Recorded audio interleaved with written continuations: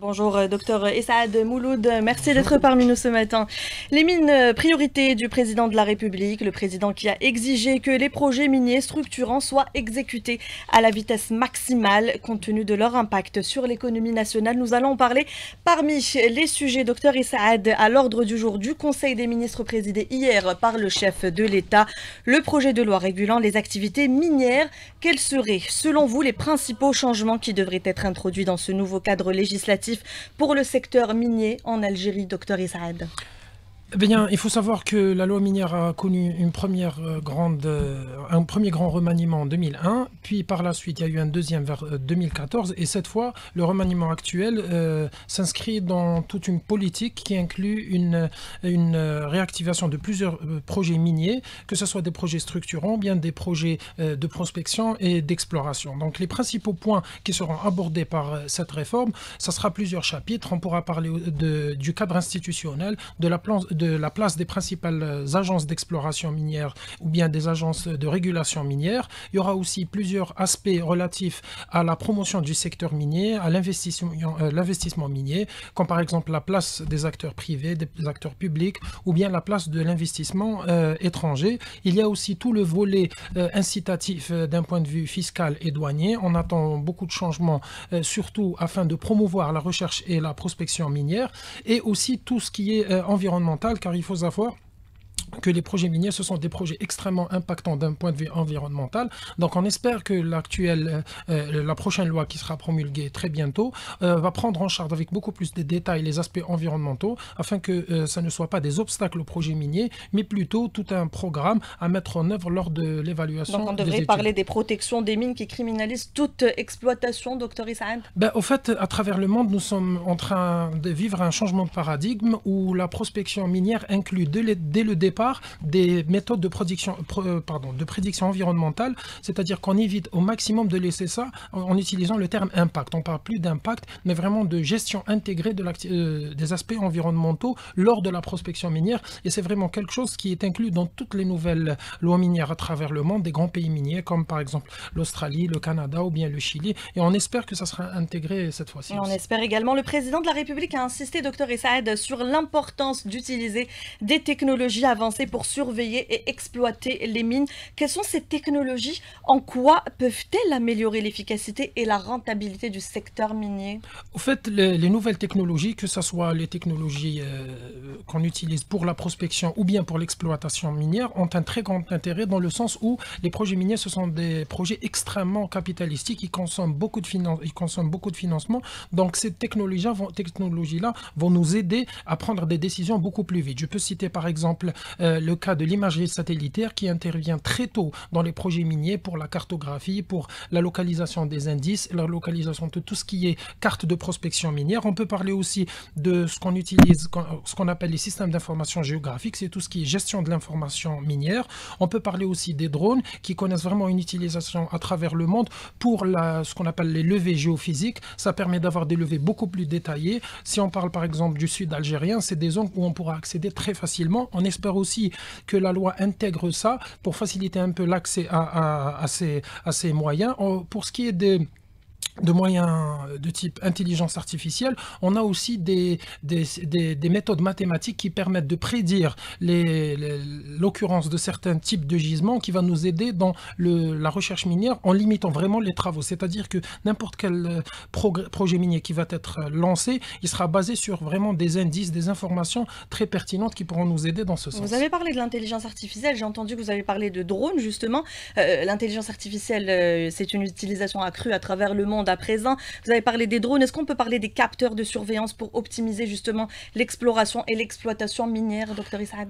Effectivement, la recherche minière ou bien les projets miniers sont des projets qui comportent beaucoup de risques et beaucoup d'incertitudes. Cette incertitude-là est tout simplement liée à la géologie des gisements, parce qu'un gisement, c'est un corps extrêmement complexe. Donc, le fait de pouvoir acquérir et de pouvoir traiter un maximum de données très tôt va nous permettre d'anticiper ce risque. Actuellement, il y a beaucoup d'universitaires algériens qui publient des travaux liés plutôt avec ce type de technologie et qui vraiment arrivent à sortir avec une première cartographie préliminaire qui, d'un point de vue coût, ne coûte pas grand-chose, si ce n'est l'exploitation de nos données. Et sur le terrain, c'est d'un apport très intéressant. D'ailleurs, l'Algérie a une énorme base de données de travaux miniers qui remonte aux années 70 jusqu'à aujourd'hui. Et ces travaux miniers, ces données, ces analyses chimiques pourront très bien être valorisées grâce à l'outil qui est l'intelligence artificielle ou bien l'analyse de données. Et en matière d'infrastructures, docteur Issa Had, est-ce que l'Algérie dispose des infrastructures nécessaires justement pour intégrer ces innovations? Faudrait-il un accompagnement technologique étranger, par exemple? Au fait, déjà, pour ce qui est de l'accompagnement technologique étranger, il faut savoir que le domaine minier à travers le monde est un domaine extrêmement ouvert. C'est un domaine on est obligé de l'ouvrir. Ce n'est pas un domaine qui est fermé. Pourquoi? Parce que c'est la complexité intrinsèque de ce domaine qui fait qu'on en a besoin. Donc l'ouverture aux expertises étrangères est obligatoire, comme il y a des Algériens qui travaillent dans le secteur minier à l'étranger. Donc il y en a quelques-uns qui sont partis. Pour ce qui est des infrastructures, actuellement, il faut bien faire la différence entre le nord et le sud, qui ont vraiment des besoins totalement différents. C'est pour ça que même même les mesures incitatives dont on a parlé précédemment à propos de la loi minière, elles doivent être adaptées au sud par rapport au nord. Au nord, nous avons il y a les moyens, que ce soit l'infrastructure géologique, ce qu'on appelle la cartographie, les rapports, les analyses, ça existe. Par contre, au sud, non. Et dans le domaine minier, on appelle ça en quelque sorte les greenfield et les brownfield, c'est-à-dire des sites déjà connus et des sites inconnus. Et donc les sites inconnus qu'on trouve majoritairement dans le Hogar, par exemple, et qui peuvent être très intéressants, cela manque vraiment d'infrastructures, que ce soit les infrastructures géologiques, la cartographie, ou bien les infrastructures que tout le monde connaît. Et surtout qu'au sud, les choses coûtent beaucoup plus cher et c'est normal. Exactement. Donc vous qui faites des études et des recherches dans le domaine des mines, est-ce qu'on peut s'attendre à une relance des explorations géologiques pour identifier de nouveaux gisements sous l'impulsion de cette nouvelle législation? Au fait, encore une fois, à travers le monde, on se compare toujours aux grands pays miniers, comme par exemple l'Australie, comme par exemple le Chili aussi. Tous ces pays-là ont connu un véritable boom minier après la promulgation de mesures incitatives et de nouvelles lois. Si on prend même l'exemple de la loi minière de 2001 en Algérie, elle a initié vraiment beaucoup de travaux de prospection, beaucoup de travaux de recherche, et on voit qu'elle a vraiment donné de la place à la recherche minière. Donc effectivement, la relance de l'activité minière se fait obligatoirement par une nouvelle loi minière, et cette loi minière doit comporter certains points importants dont je parlais tout à l'heure, comme par exemple les incitations financières. En fait, les incitations, elles compensent le risque, parce que comme je vous ai dit tout à l'heure, la prospection minière est risquée. Donc il faut des mesures incitatives pour que les gens y aillent. Vous avez aussi la simplification des mesures des procédures administratives. Certains aussi projets stratégiques pour les métaux stratégiques doivent être ciblés, et encore une fois, les impacts environnementaux qui doivent être ciblés, qui doivent être pris en charge en amont pour que ça ne constitue pas un obstacle. Et ça, on va en parler dans un instant. Et lors d'un autre conseil des ministres, je suppose que vous suivez attentivement les décisions du président de la République dans ce secteur-là. Le président a insisté sur l'accélération des projets miniers structurants. Quels sont, docteur Issa Had, selon vous, les principaux enjeux derrière cette orientation? Au fait, les projets miniers structurants, à l'inverse des autres projets miniers, ce sont des projets où le risque il est beaucoup plus faible. Ceci est lié à l'existence de beaucoup de données, mais ici à la nature même de la substance exploitée, comme par exemple le fer ou bien le phosphate. Ce n'est pas quelque chose où on a beaucoup d'incertitudes. Donc les projets structurants, au fait, le terme structurant renvoie à tout le procédé industriel qui va avec. Donc projet structurant, c'est aussi et avant tout des projets industriels à portée stratégique. Les gens ont tendance à l'oublier, mais l'Algérie est un pays de phosphate. Et qui dit phosphate dit engrais, et qui dit engrais dit sécurité alimentaire et souveraineté alimentaire. Donc, c'est des projets qui sont structurants parce qu'ils sont industriels, qui sont liés à des procédés industriels, et c'est ce qui constitue la principale opportunité de ce projet. Vous avez parlé de projets structurants. 3 projets sont prioritaires, le fer, le zinc et plomb et le phosphate. Vous en avez parlé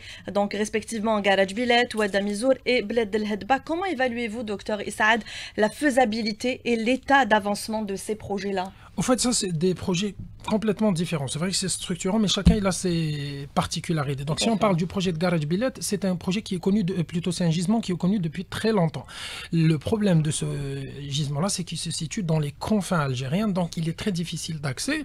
Et ce qui a impulsé le lancement de ce projet, en fait, c'est pas le projet lui-même, mais c'est le fait que l'État ait pris en charge tout ce qui est transport du minerai. Et ça, c'est un véritable, ça a vraiment boosté le projet et ça a permis de vraiment limiter un des principaux risques liés au transport et à la rentabilité. Pour ce qui est de Oued Emizour, moi personnellement, c'est l'un des projets qui me passionne le plus. C'est un projet qui comporte un certain risque environnemental, mais je l'ai étudié de près et j'ai vraiment apprécié la qualité des travaux qui ont été fournis, zinc et plomb, parce qu'il se situe dans une zone un peu particulière, une zone très pluvieuse, et donc les mesures sont vraiment intéressantes à suivre. Et enfin, Bled El Hadba, comme je disais tout à l'heure, le problème On dit Bled El Hadba ou Bled El Hadba du coup? Bled El Hadba, non, voilà. Bled El Hadba.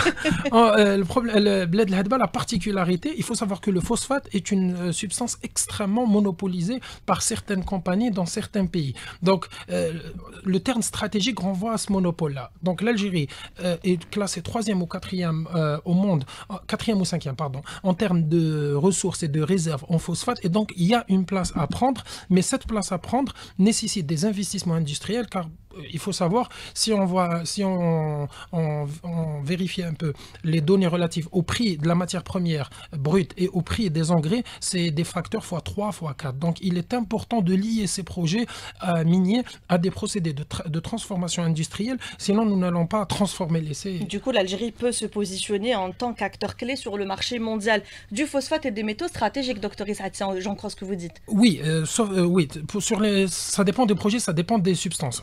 Il ne faut pas toujours généraliser. Mais ce qu'il faut comprendre aussi, avant de se placer à l'échelle mondiale, il ne faut pas aussi se placer comme un fournisseur de matières premières. Il faut vraiment penser aux procédés industriels qui vont avec. Mais pour ce qui est du phosphate, les choses sont claires et sont évidentes. Pour revenir à Oued Emizour, il faut comprendre que Oued Emizour est ce qu'on appelle dans le jargon un gisement de classe mondiale. Donc le gisement de Oued Emizour est extrêmement intéressant.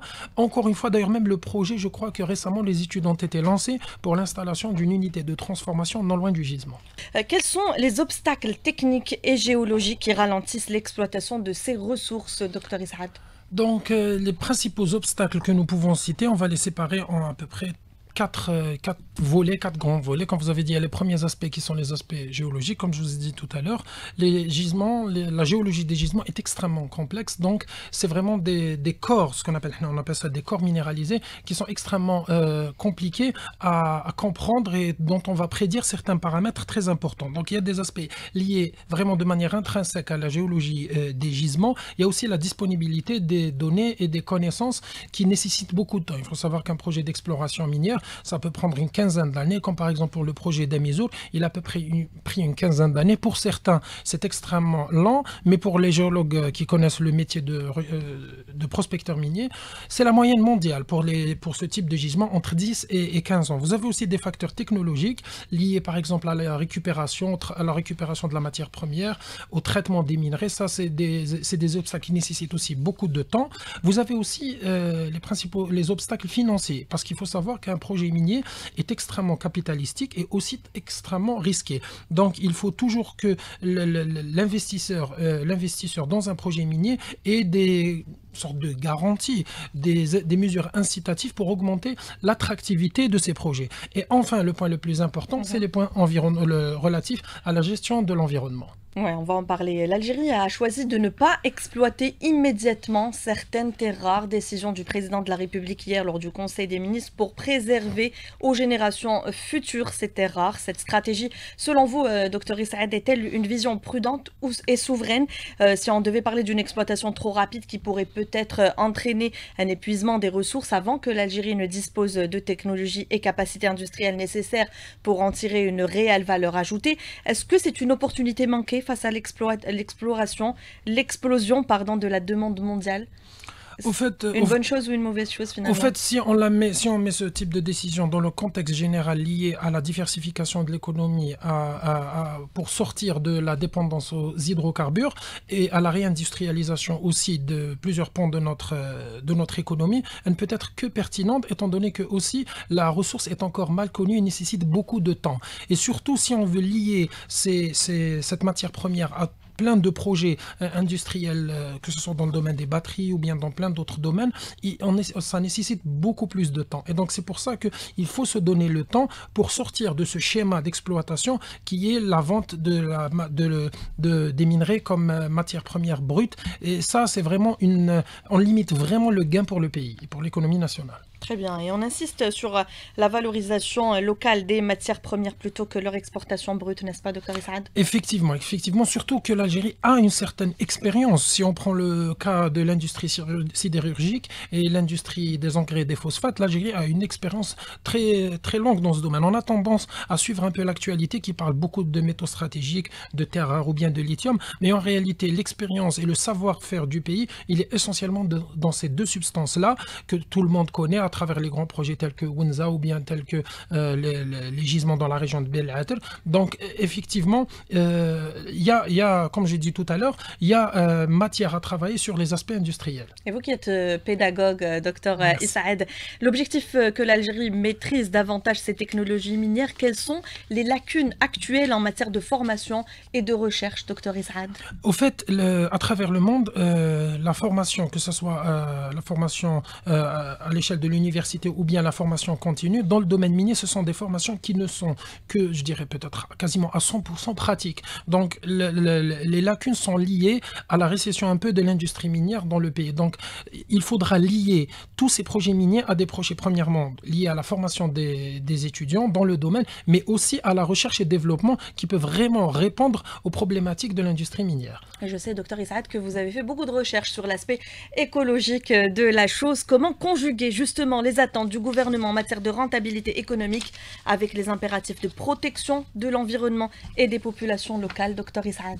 Au fait, il faut savoir que l'industrie minière est une industrie extrêmement génératrice de déchets. C'est la principale industrie à travers le monde qui génère des déchets avec des facteurs qui peuvent être, c'est-à-dire pour produire 1 kg de telle ou telle substance, nous aurons des dizaines voire des centaines de tonnes de déchets qui vont être générés. Donc, il est très très important de travailler sur la gestion des déchets miniers et à travers le monde, la principale école qui réussit actuellement est celle de la gestion intégrée des déchets miniers, c'est-à-dire que les déchets miniers ne seront pas traités comme un impact qui va être laissé aux générations futures, mais plutôt ils vont être incorporés dans un schéma qui va fonctionner au cours du fonctionnement de la mine. Et ça, il y a plusieurs possibilités, comme dans le cas du projet d'Emizour, c'est le remblayage des cavités créées par les projets miniers, par les travaux d'exploitation, mais nous avons aussi la valorisation des déchets miniers comme matière première, mais ça ne peut être réussi que si des travaux de recherche et développement sont menés en détail. Vous avez aussi tous les aspects sociaux qui sont liés à l'acceptabilité des projets miniers, c'est-à-dire que les projets miniers, ce sont des projets extrêmement impactants. Ils prennent de la place, que ce soit dans la vie des populations locales ou bien sur site. Donc il est très important de faire beaucoup de pédagogie pour aussi essayer d'éviter des stéréotypes qui condamnent systématiquement les projets miniers. Ça, c'est beaucoup plus au nord du pays parce que la géologie est telle en Algérie que le nord-est du pays est particulièrement riche en certaines substances, comme par exemple le plan zinc, qui se trouve aussi que c'est une région extrêmement pluvieuse et en même temps extrêmement où il y a beaucoup de population. Donc il est essentiel de travailler sur cette image des projets miniers qui est vraiment négative, mais qui en fait peut être réduite grâce aux travaux de recherche et développement. Et parmi les mesures entreprises par l'Algérie, et le président a insisté sur l'installation des unités de transformation dans des zones stratégiques pour limiter justement l'impact écologique. Est-ce que c'est suffisant pour garantir une exploitation minière durable, docteur Saad? Au fait, l'exploitation minière durable ne commence pas à l'exploitation. Une exploitation minière durable se fait à toutes les étapes des projets miniers, de l'exploration à la gestion des impacts. Donc il est essentiel de travailler tout au long de ce qu'on appelle le cycle des projets miniers qui est sur une quinzaine d'années. Donc il y a des zones qu'on peut cibler, il y a des régions qu'on peut cibler et il y a des mesures. Au fait, on n'est jamais condamné par la localisation des gisements si on travaille sur des mesures de réhabilitation et des mesures de prédiction des rejets miniers. Donc, et aussi, on ne choisit pas l'implantation d'une mine. La mine suit le gisement, donc on peut éviter certaines régions, comme par exemple les parcs nationaux au nord du pays ou bien au sud, là où les ressources en eau sont rares, mais en même temps, si on est condamné à s'installer dans une certaine région, on peut travailler sur des mesures de réhabilitation. Merci beaucoup, docteur Issaad Merci à Mouloud. Je vous. rappelle que vous êtes docteur en géologie minière et maître de conférence à l'université USTHB. Merci d'avoir été parmi nous. Nous en parlerons Merci à plus vous. en détail quand le cadre législatif entrera en Merci. vigueur. Merci à vous, mesdames, messieurs, de nous avoir suivis. L'invité du jour, c'est terminé pour aujourd'hui. Très belle suite des programmes sur Alger Chaîne 3 et à demain.